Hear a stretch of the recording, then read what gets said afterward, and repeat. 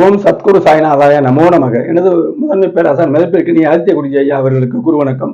உலகம் முழுக்க பரவியிருக்கின்ற தமிழ் உறவுகள் அனைவருக்கும் மதுரை ஜோதிட சாய் செல்வத்தின் இனிய வணக்கங்கள். வாழ்க பல்லாண்டு. அனைவருக்கும் இனிய தமிழ் புத்தாண்டு நாள் வாழ்த்துக்கள். இந்த வருடம் உங்களுக்கு சகல சௌபாக்கியம் கிடைக்க இறைவனை வேண்டுகிறேன். கோல்சார பலன்கள் பிரபா வருஷம் இன்னைக்கு பிறந்திருக்குங்க. இந்த தமிழ் புத்தாண்டு காலம் 12 ராசிகளுக்கும் எத்தனை பலன்கள் கொடுக்கும் என்பதை தெளிவாக கூறி வர்றேன். இப்ப இறுதி ராசியான மீன ராசிக்கு இந்த பலன்களை பார்ப்போம். கோல்சாரம் என்பது என்னங்க? கோல்சாரம் டெம்பரவரியா பலன் கொடுப்பது. ஜனன ஜாதகத்தில் என்ன இருக்கோ அதுதான் லைஃப் ஸ்டைலா உங்களுக்கு இருக்கும், அனைத்து விஷயமும். ஆனால் மிக பலமான யோகமான பிராப்தமான ஜாதகங்களுக்கு கோல்சாரம் தேவையில்லைங்க. ஏற்கனவே உங்கள்கிட்ட ஒளி இருக்குது, ஒளியாக புரிந்து கொள்ளுங்கள். ஏற்கனவே ஒளி இருக்கிற ஜாதகங்களுக்கு எக்ஸ்ட்ரா ஒளி தேவையில்லை. ஆனால் யாருக்கு வேண்டும்?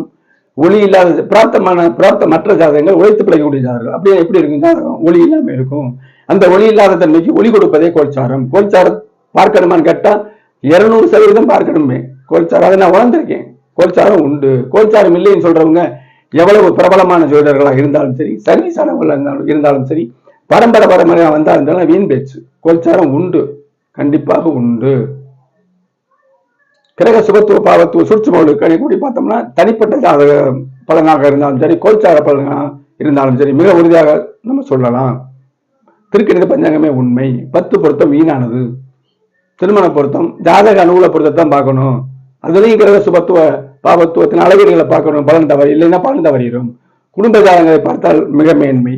எனது அஸ்ட்ரோ சாய் செல்வம் அப்படிங்கிற யூடியூப்ல 1500 மட்டும் பயனுள்ள வீடியோக்கள் இருக்குது, பயனுள்ள வீடியோக்கள் இருக்குது. பார்த்து பயன்பெறுங்கள். சப்ஸ்கிரைப் பண்ணுங்க, லைக் பண்ணி ஷேர் பண்ணுங்க. தனிப்பட்ட முறையில் உங்களுக்கு எந்த ஒரு பலனாக இருந்தாலும் திரையிடக்கூடிய 90 80 57 13 70 என்ற வாட்ஸ்அப் நம்பருக்கு தொடர்பு கொள்ளுங்க. ஜிபே நம்பர் இதுதான். ஜாதகத்தை வாட்ஸ்அப்பில் தெளிவாக போட்டு விட்டுட்டு கிரக விளக்கத்தோடு பலன்களை கேட்டு தெரிந்து கொள்ளுங்கள். கிரக விளக்கத்தோடு ஏன் சொல்றேன்? ஜோதிடம் நம்பிக்கை இல்லாதவர்கள் கூட நம்பிக்கையை ஊட்டி பிறகுதான் பலன் சொல்லணும். பொறுப்புள்ள ஜோதிடன் என்னுடைய குருநாதர், எனக்கு வாய்த்த குருநாதர் அப்படி. சரியா? இப்ப பராபவ வருஷத்துல மீனராசி என்பவர்களுக்கு இத்தனை பலன்கள் நடக்கும்ங்கிறது கேளுங்க. முதல்ல உங்க ஜாதகத்தில் லைஃப் ஸ்டைல் என்ற காட்டலை நீங்க தெரிஞ்சுக்கிறீங்க. உங்களோட அமைப்பு உங்களுக்கு தெரியும்ல. அப்ப தடுமாறவர்களுக்கு, அன்றாடம் பிழைப்பவர்களுக்கு, இன்னைக்கு போலதான் வருமானமே கிடையாது அப்படிங்கிற அமைப்பு உள்ளவர்களுக்கு விழிப்போட பாருங்க. 90% பேர் அப்படித்தான் இருக்கும். அவர்களுக்கு நிச்சயம் இந்த கோல்சாரம் பலன் கொடுக்கும். இப்ப மீன ராசி கடைசி ராசிங்க. இதுல எல்லாம் கொஞ்சம் நுணுக்கமா நான் சொல்றேன். 4ல குரு இது வரைக்கும் இருந்தார். சரி, கோல்சார பலன் யார், எந்த கிரகங்கள் அதிகமா பலன் கொடுக்கும்? ஒரு ராசியில நின்று அதிக நாட்கள் இருக்கக்கூடிய அமைப்புல உள்ள கிரகங்கள் தான் நமக்கு பலன்களை செய்யும். சந்திரன் மாதிரி 2 நாள் இப்படி விரட்டுன்னு போறப்ப ஒளி சிதறும், கிடைக்கும், நிரந்தரம் இல்லாம அப்படியே போய்கிட்டு இருக்கும். நான் சொல்றது நல்லா புரியும். மாத கிரகங்களாக இருந்தாலும் சரி, அது ஒரு மாத காலம் இருக்கும். செவ்வாய் சில வருடங்கள் ஸ்தம்பனம் இருப்பாரு, ஸ்தம்பித்து நின்றல் அப்படின்னு 3 மாசம் 4 மாசம் 7 மாசம் அப்படிலாம் இருக்கும். ஆனால் வருஷ கிரகங்கள் ஒரே இடத்துல இருக்கும். அதுக்கு தக்கதான் நல்ல பலனும் கெட்ட பலனும். சென்ற வருடம் 4ல இருந்துச்சுங்க குரு பகவான். 4ல இருந்து 10 பார்ப்பாரு. 4ல குரு பகவான் இருக்கும் பொழுது வாகனம், தாயார், வீடு, கல்வி, வயசுக்கு தெரிந்தவர், இந்த அளவுல பலவீனமான அமைப்பு உள்ளவர்களை மறுபடியும் சொல்றேன். பலவீனமான நண்பர்கள் எந்த இதுல? வீடு, வாகனம், தன் சுகம், தாயார், இந்த அமைப்புல பலமில்லாதவர்களுக்கு கூட ஏதோ இருந்தது. நான் சொல்றது ஒளி இழந்த ஜாதகங்களுக்கு தான் கரெக்டா இருக்கும். பார்க்காமலே சொல்லிடலாம். இப்ப 4ல இருந்துச்சு, 10ஆம் இடத்தை பார்த்து ஏதோ தொழில் பாவம் சரியில்லாதவர்கள் கூட தொழில் ஏதோ செஞ்சுக்கிட்டு இருந்தீங்க, அவங்க சத்துக்கு தகுந்தவாறு சொல்லியாச்சு. இப்ப கோல்சாரத்துல குரு 5ஆம் இடத்துக்கு வராருங்க. அற்புதமான அமைப்பு. பலமில்லாத மீனராசிக்காரர்கள் கூட தூக்கத்திலிருந்து விழித்தது போல் 1 வருடங்களும் பணியாற்றுவீர்கள், வேலையோ தொழிலோ. காரகோ பாவ நாசின்னு சொல்லுவாங்க. அது லக்கணத்துக்கு தான் ஒழிய கோல்சாரத்துக்கு கிடையாது. காரகோ நாசஸ்னா அது அதாவது 5ஆம் இடத்துல குரு இருக்கக்கூடாது, 7ஆம் இடத்துல சுக்கிரன் இருக்கக்கூடாது, இந்த மாதிரி அமைப்பு வரும். 9ஆம் இடத்துல சூரியன் இருக்கக்கூடாது. காரக கிரகம் அதாவது அந்த ஆதிபத்தியத்துல காரக கிரகம் இருக்கக்கூடாது. இதுதான் வந்து காரக பாவ நாஸ்தி. அந்த பாவகத்துல காரக கிரகம் இருக்குது, காரகோ பாவ நாஸ்தி, நல்லதில்லை அப்படின்னு அர்த்தம். வடமொழி அவசியம், அதுலதான் ஜோதிடமே இருக்குது, ஜோதிட இதுகளே இருக்குதுங்க. அப்ப இந்த அமைப்பு வந்து கோல்சாரது கிடையாது, மாறாக நீங்க பலம் பெறுவீங்க. இப்ப நல்லா பாருங்க, 5ல குரு, உச்ச குரு வராரு, 12 வருஷத்துக்கு ஒருக்கா தான் வருவாரு. எல்லா 12 வருஷத்துல உச்சமா வருவார். போன 12 வருஷத்துல கூட ஒளிநிலை கம்மி இருந்தது, ஏதோ தீய கோள் பார்த்து இருந்தது, அது ஞாபகம் இல்லை. அப்ப இப்ப உச்ச குரு தனியா சூப்பரா இங்க வந்து இருக்காரு. அப்ப 5ஆம் இடம் அதிர்ஷ்டம் செயல்படும், அதிர்ஷ்டம் இல்லாதவங்களுக்கு கூட அதிர்ஷ்டம் செயல்படும், குழந்தை பாக்கியம் கிடைக்கும், திருமணம் நடக்கும். சரியா? வேலை நல்லா இருக்கும், தொழில் அதிர்ஷ்டம்னா இல்லை தானே, உங்களுக்கு என்ன தேவையோ நடக்கும். உச்சமா இருக்கு, சாதாரண பகை நிலையில குரு வந்தாலுமே வேலை செய்யும், நட்பு நிலையில வந்தாலும் வேலை செய்யும். உச்சமா வரும்பொழுது ஸ்தான பலம், அருமையான பலன்கள் கண்டிப்பா இருக்கும், அதிர்ஷ்டம் செயல்படும், தெய்வ அனுக்கிரகம் உண்டு. சரியா? அதே மாதிரி தெய்வ கடன்கள் நிறைவேற்றிக்கலாம், தெய்வ பணிகள் நிறைவேற்றலாம் இந்த வருஷம் பூரா. சரி, குருபாலனுடைய பார்வை பார்க்கணும்ல. 5ல இருந்து 9ஆம் பாவத்தை பார்க்கிறாரு. 5, 9 குருவால் டச் பண்ணா இறையருள் கண்டிப்பா. இப்ப இந்த மீனராசி நண்பர்கள்ல பொது நலன் செய்யறவங்க, திருப்பணிகள் செய்யறவங்க, கோவில் திருப்பணிகள் செய்யறவங்களுக்கு வாய்ப்பு நம்மகிட்ட எல்லாமே இருக்கு.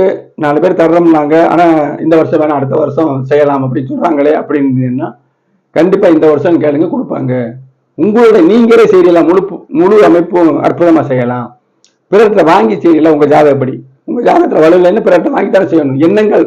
எண்ணங்கள் செயல்கள், எண்ணங்கள் மட்டும் இருந்துச்சுனாலும் அது ஜெயிக்கும். தந்தையுடைய சொத்துக்கள் கண்டிப்பா கிடைக்கும்.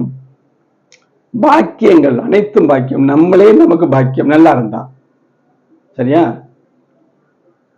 வருமான பாக்கியம், தொழில் பாக்கியம், வீடு பாக்கியம், மனைவி பாக்கியம், சகோதரர்கள் பாக்கியம், எல்லாமே பாக்கியம் தானே, கண்டிப்பா கிடைக்கும். உச்ச குரு பார்க்கிறாரு. சரி, உங்களுடைய தந்தையார் தந்தையார் உங்க ஜாதகப்படியும் அவர் ஜாதகப்படியும் பிரயோஜனம் இல்லாம இருக்காரா? 1 வருஷம் ஏதோ உங்களுக்கு தருவார். அவருக்கு 9ஆம் இடத்துக்கு குரு பூஸ்ட் செய்கிறார், அவரு அதாவது கை தூக்கி விடுறான்னு எடுத்துக்கிறணும். 9ஆம் பாவம். அடுத்து பாத்தீங்கன்னா இங்க 11ஆம் இடம். சரியா?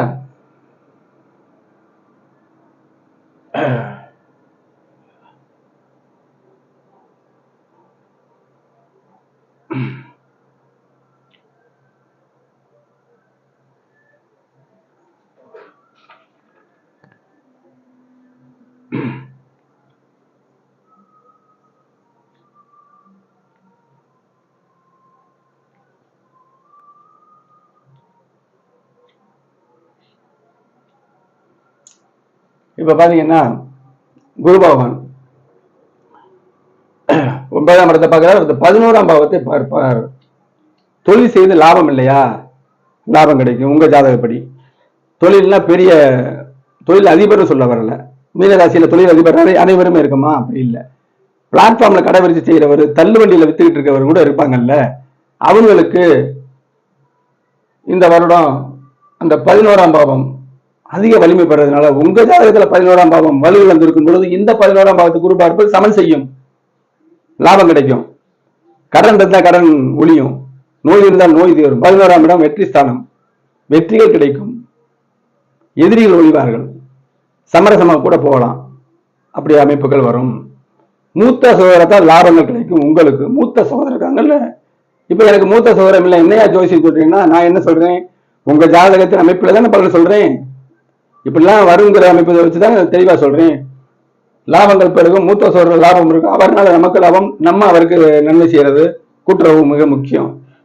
நம்ம மட்டும் வாழக்கூடாது, அனைவரும் தானே சந்தோஷமா வாழணும். அந்த அமைப்புல 11ஆம் இடம் லாபம் கிடைக்கும், எதிர்ப்புகள் விலகும். வேலை செய்யற இடத்துல நம்மளுடைய டேலண்ட்டை பார்த்து பொறாமப்படுறாரு, அதன் மூலம் வகை வருது, நீங்கும். என்னங்க அவர் மாறி போயிடுவாருங்க, அல்லது நீங்க மாறி வருவீங்க, இவ்வளவுதான். இப்படி அமைப்பு. அடுத்து ஜென்மத்துல சனி, இப்பதான் மெயினா சொல்றேங்க, ஜென்ம சனி. வயதானவர்களுக்கு ஜென்மச்சனி அதுக்குத்தான் அவங்க ஜாதகப்படி சொல்றேன். ஜென்மச்சனி இளம் பருவத்தினருக்கு ஒரு அனுபவங்களை கொடுக்கும். கல்வியில தடை செய்யும், காதல் திருமணத்துல தடை செய்யும், வேலையை கிடைக்க முடியாது ஆக்கும், மன அழுத்தம் நம்ம ராசியில இருக்குன்னு அர்த்தம். இளம் பிராயத்துக்கு அப்பதான் வர்றாரு. சரியா? அது முதல் சரியா தானே இருக்கும். அப்ப கஷ்டமா தான் இருக்கும், அனுபவங்கள் கிடைக்கும் அப்படிங்கிற. அதுக்காக சனியை ஈஸ்வரன் சொல்ல மாட்டேன், கஷ்டப்படுத்தி நமக்கு அனுபவத்தை கொடுக்கும் அப்படிங்கிறது உண்மை. இப்ப குரு பகவான்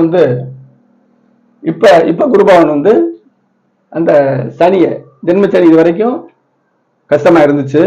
இதுல ஒரு நுணுக்கம் சொல்றேன். சில மாதங்களுக்கு முன்னாடி இந்த இடத்த சனி மட்டும் இருக்குது, கெடுத்துக்கிட்டு இருந்துச்சு. சூரியன் இங்க இருந்தாரு, அதிக கெடுதல் இருந்தது. செவ்வாயும் இப்ப இருக்கு. அவங்க ஜாதகத்தின் அனுப்பிப்படி, ஏன்னா ஜென்மச்சனி இருக்கும்போது 7ஆம் இடம் பார்க்கும். குடும்பத்துல சச்சரவு. இந்த ஜென்மச்சனி திருக்கணிதப்படி இப்ப மாறல, ஒரு வருஷமா மாறுறாரு. ஒரு வருஷமா குடும்பத்துல கரைச்சல், வருமானம் போகாதனால கரைச்சல், ஏதோ ஒரு வகையில கரைச்சல் இருந்திருக்கும், அனுகூலம் இல்லாம இருந்திருக்கும். குடும்ப உறவுகள், ஜென்மத்துல சனி மனைவிக்கும் அந்த உடல் பாதிப்புகள், அவங்க மனைவிக்கு அந்த ஜாதகத்துல இருந்து அவங்களும் துன்பப்படுவாங்க. சரியா? இதுல கணவன் மனைவியில யார் அதிகமா துன்பப்படுறாங்க? உங்க ஜாதகம். எடுத்த உடனே உங்க ஜாதகத்துன்னு நம்ம சொல்றோம், அதை வச்சுதானே சொல்றோம். அப்ப மீனத்துல சனி இருக்கும் பொழுது உடல் உபத்திரவங்கள், இப்ப சொல்றனே 6ஆம் பாவம் தொடர்பு கொண்ட மீனராசி என்பவர்களுக்கு உபத்திரவங்கள் ஜென்மச்சனியில வயசானாலும் அவங்களுக்கு இருக்குது. ஒரு சர்ஜரி பண்ணவங்க, ஒரு மருந்து மாத்திரை சாப்பிட்றவர்களுக்கு இந்த நோய் நம்மளை கிரகம் எல்லாமே கட்டுப்படுத்தும் எண்ணங்கள் மூலமாக. அப்போ ஒரு மாத்திரை விட்டுட்டு இன்னொரு மாத்திரை சாப்பிட்டு பார்ப்போம் அப்படிங்கிறது, நமக்கு அனுகூலம் இல்லாத டாக்டர்கிட்ட போறது, இந்த மாதிரி அமைப்புகள் அவதிப்பட்டீங்க. குறிப்பா சூரியன் இருந்த பங்குனி மாசம் ரொம்ப சிரமம். இது வரைக்கும் கூட செவ்வாயும் இருந்தது. செவ்வாய் சனி சூரியன் இருக்கும் பொழுது மீனராசி அன்பர்கள் 1 மாதம் 2 மாதம் காலமாக மேற்கொண்டு துன்பத்தை அனுபவித்திருங்கள். இருக்கா இல்லையா சொல்லுங்க? கண்டிப்பா இருக்கும். இதுதான் கிரக பாவக சுபத்துவ பாவத்துவ சூட்சும ஒரு கோட்பாடு. இப்ப சூரியன் இங்க வந்துட்டாரு, துன்பம் குறைஞ்சிருச்சு. செவ்வாய் இங்க இருக்கு, புதனும் இங்க இருக்கு. செவ்வாய் புதன் ஆகாது.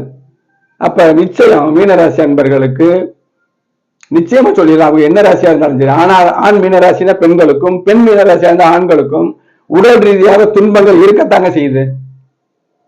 போக போக தாங்க மாறும். இதெல்லாம் எப்படி படம் பிடிச்சு சொல்றேன் பாருங்க. சேனலை சப்ஸ்கிரைப் பண்ணுங்க, நிறைய வீடியோக்கள் போட்டுருங்க பாருங்க. இப்ப இந்த மீனராசிக்கு இந்த அமைப்பு இருக்கும்பொழுது 7ஆம் இடம் பார்க்கறது. அதனாலதான் சொல்றேன், கண்ணை மூடிக்கிட்டு சொல்லல, ஆர்வடன் சொல்லல, கிரக பாவக சுபத்துவ பாவத்துவத்தை உணர்ந்து சொல்றேன், ஸ்தான பலத்தை உணர்ந்து சொல்றேன், திருக்கணிதப்படி உணர்ந்து சொல்றேன். இந்த அமைப்பு இப்ப சூரியன் கிட்ட போயிட்டாரு. சரியா? வெறும் சனி மட்டும் இருக்கு, செவ்வாயும் புதன் இருக்கு. இப்ப இந்த சில நாட்கள் நீடிக்கும், தெளிவா சொல்றேன், நீடிக்கும். ஆனா துன்பங்கள் குறைஞ்சிருக்கும். ஜென்மச்சனி அழுத்தத்தை குறைக்கும், உறவு முறைகள்ல சிக்கலை குறைக்கும், கொஞ்சம் குறைக்கும், மனைவி உபத்திரவங்கள் கொஞ்சம் குறையும், இருந்தாலும் இருக்கும். சனி தானே. அப்ப வைகாசி முதல் சரியான திருப்பம் ஜூன் மாதம். இப்ப சனிக்கு கெடுதல் செய்யற கிரகங்களுக்கு ஒரு கெடுதல் செய்யுது வேதை. இந்த பலனை செய்ய விடல ராகு இருக்காரு, அது ஒரு வேதைன்னு சொல்லலாம். குரு பார்க்கறதாங்க வெற்று ஊடகமான சனியை இந்த குரு இப்படி பார்ப்பாரு. பார்க்கும் பொழுது ஜென்மச்சனி சுத்தமா குறையுங்க. மீனராசி வீட்டில் இருக்கக்கூடிய மனைவிமார்களுக்கும் கண்டிப்பா குறையும். மீனராசி இருக்கிற பெண்களுக்கு, கணவன்மார்களுக்கு துன்பங்கள் குறையும், ஒற்றுமை நீங்கும், வருமானம் பெருகும், சந்தோஷம் கிடைக்கும். கண்டிப்பா அந்த சந்தோஷம் தான் மீனராசிக்கு 5ஆம் இடத்துல குரு வர்றது, கனெக்டிவிட்டி இருக்கும். சரியா? இப்ப ஆமா, கண்டிப்பா இந்த ஒரு அமைப்பு இந்த சனி இனிமைப்படுத்தாது. இதுல இன்னும் ஒரு பியூட்டினா, சனி இங்க இருக்க தொண்டிக்கும் குரு இருப்பாரு. இப்ப சுக்கிர இப்ப இந்த குரு பகவான் ஒருவேளை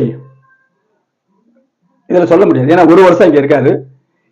இப்ப சொல்றேன், இப்பதான் சனி பெயர்ந்திருந்தால், ஒரு உத்தேசம் சொல்றேன், இப்பொழுதுதான் சனி பெயர்ந்திருந்தால் குரு பகவானுடைய ஒரு வருட காலம் வரைக்கும் தான் அந்த சனியை சுபப்படுத்துவாங்க.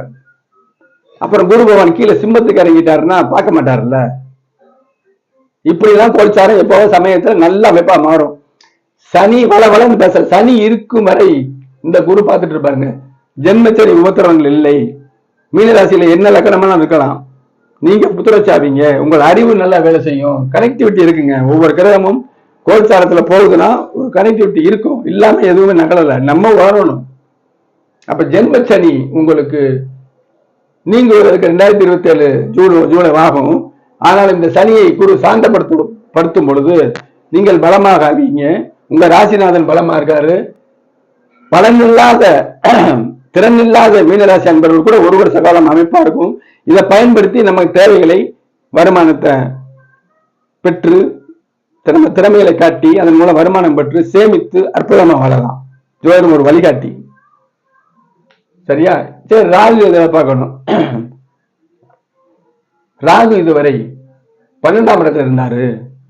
12 ராகு இருந்தா வீண் செலவுகள், தூக்கம் இல்லை, செலவு செய்ய பணம் இல்லை. கனெக்டிவிட்டியை பாருங்க. அப்ப நம்ம பலவீனப்பட 12ஆம் இடம் தூக்கமும் இல்லாம ஆச்சு, வருமானமும் இல்லாம ஆச்சு. குரு பகவான் இங்க இருந்து இப்ப இது வரைக்கும் குரு பகவான் இங்க இருந்து ஒளி பார்க்கறது, இது மிதுனத்துல அதிக ஒளி இல்லை.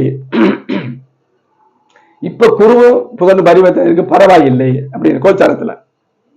இப்ப இந்த குரு இங்க ராகுவை பார்த்தாலும் ராகுடைய வெற்றிடத்துக்கு இந்த குரு பார்வை பத்தல, முழுசாக இருட்டை சுகப்படுத்தவில்லை. அதனால விரயம் இருந்தது. சரி, விரயமே இல்லாட்டாலும் வருமானம் இல்லைன்னு எடுத்துக்கலாம். விரயம்ங்கிறது வீண் விரயம். பொருள் விரயம், பொருள் இல்லாதவர்களுக்கு வருமானம் இல்லை.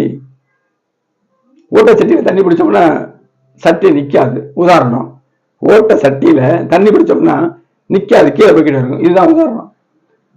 அதெல்லாம் மாறி கார்த்திகை மாசத்துக்கு பிறகு இங்க 11ஆம் இடத்துக்கு வருவாரு. லாபத்தை பெருக்குவார், லாபத்தை பெருக்குவார்.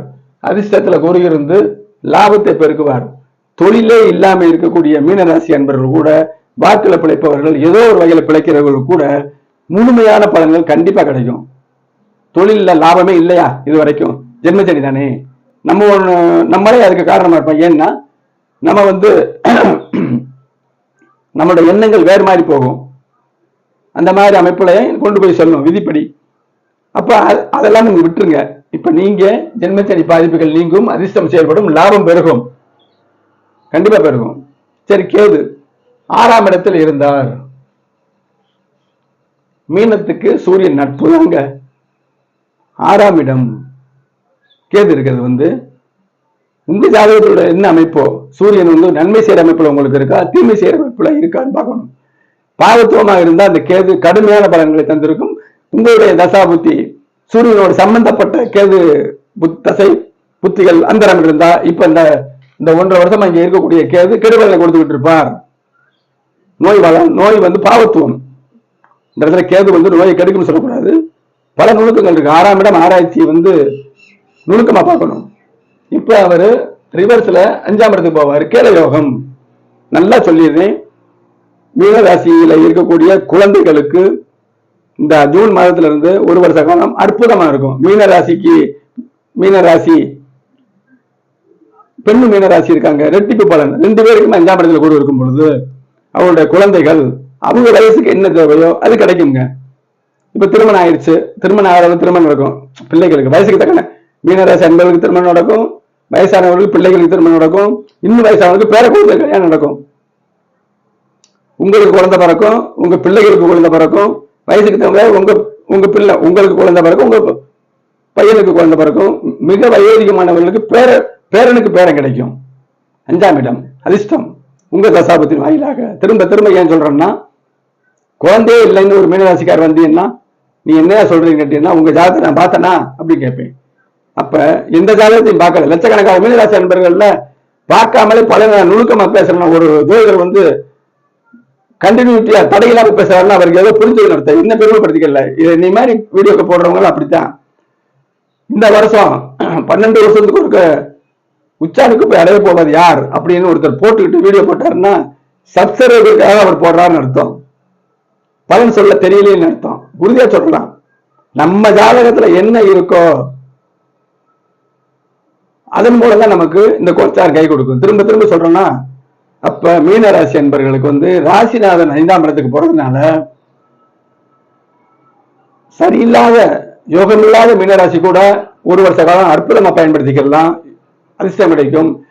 குழந்தை இல்லாத ஒரு குழந்தை கிடைக்கும். வயசுக்கு தக்கன திருமணம் ஆற மீனராசி இருப்பாங்க, திருமணம் ஆன மீனராசி இருப்பாங்க, திருமணம் ஆகாத மீனராசி இருப்பாங்க, வயோதிகள் இருப்பாங்க.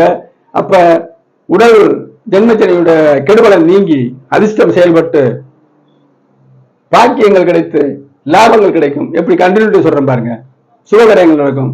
மீனராசிக்கு அற்புதமான காலம் இது. உங்க ஜாதகத்துல வருமானம் இல்லை, நிரந்தர வருமானம் இல்லாதவங்க கூட இந்த ஒரு வருஷம் வரும் பொழுது சேமிச்சிட, இது விரயம் பண்ணிடக்கூடாது, தேவைக்கு சேமிக்கணும். தண்ணியா செலவழிக்கிற அமைப்பு இருந்தா தான் நம்ம தண்ணியா செலவழிக்க முடியும். நம்ம ஜாதகத்தோட அமைப்பு நம்ம உயரத்துக்கு தக்க நம்ம பாத்துக்கிறோம். நம்ம அப்ப இந்த ஒரு வருஷ காலம் சேமித்து வைக்கும் பொழுது வியாபாரம் நமக்கு தசாபத்தி அமைப்புகள் சரியில்லாத பயன்படுத்தலாம். பிள்ளைகள் வளர்ந்துட்டாங்கன்னா அவங்க நம்மளை கவனிச்சுக்கிடுவாங்க. அப்படிங்கிற அமைப்புல நம்ம போகணும். சிக்கனம் என்றும் தேவை. குலதெய்வ வழிபாடு கண்டிப்பா நீங்க செய்வீங்க, அடிக்கடி போவீங்க. குலதெய்வ வழிபாடு மீனராசிக்காரன் அடிக்கடி போவீங்க, இஷ்ட தெய்வத்தை வழிபடுவீங்க. தூர தலப்பு, அதாவது கோவிலுக்கு போகக்கூடிய தூரத்தில் உள்ள கோவில் ஆலய அமைப்புக்கு போகக்கூடிய அமைப்பும் உங்களுக்கு வரும். தல யாத்திரை சொல்றோம்ல, அந்த மாதிரி அமைப்பும் இந்த ஒரு வருஷ காலத்தில் நடக்கும். மொத்தத்தில் மிகவும் அதிர்ஷ்டமான காலம் மீனராசி அன்பர்களுக்கு. மீனராசி வீட்டில் இருக்கக்கூடிய மனைவிமார்களுக்கும் அதிர்ஷ்டம் வரும் அப்படிங்கிறத உறுதியா சொல்லிடலாங்க. இறைவனை மறக்காதீர்கள். இறைவனை நான் மீனராசி தான், ஒவ்வொரு வினாடியும் இறைவன் இன்றி நம்ம இல்லைன்னு எனக்கு என்ன இருக்கு, எல்லாருக்கும் இருக்கணும்ல. அதனால மீனராசியில கூட இறைவன் இருக்கிறாரா இல்லையாங்கிற மனநிலையில இருக்கக்கூடியவங்க இருப்பாங்க. அப்ப இறைவனை மறுக்காதீர்கள். இறைவனை மறுப்பது மனித குணம் அல்ல. குலதெய்வத்தை வழிபடுங்கள், இஷ்ட தெய்வத்தை வழிபடுங்கள். இந்த ஆண்டு மிகச் சிறப்பாக உங்களுக்கு இருக்க போகிறது என்று சொல்லி வாழ்த்துகிறேன். நன்றி, வணக்கம். அடுத்து தனிப்பட்ட ஜாதக பலன்கள். ஒரு ஜாதகத்தை வச்சு 10 பதிவு போடலாம், அப்படியே நிறைய வர இருக்கிறது. பாருங்கள், ஜோதிடத்தை உணருங்கள். திரும்பவும் சொல்றேன், உங்களுக்கு எந்த ஒரு பலன் தேவைப்பட்டாலும் திரையை தெரியக்கூடிய இந்த 90 80 57 13 70 என்ற நம்பருக்கு தொடர்பு கொண்டீங்கன்னா கிரக விளக்கத்தோடு பலன்களை தெளிவாக கேட்டறியலாம். மீண்டும் இந்த அனைத்து ராசியின் நண்பர்களுக்கும் இனிய தமிழ் புத்தாண்டு நல்வாழ்த்துக்களை தெரிவித்துக் கொள்ள இந்த வருஷம் உங்களுக்கு சகல சௌபாகியங்களும் கிடைக்க இறைவனை வேண்டுகிறேன். நன்றி, வணக்கம். வாழ்க வளமுடன்.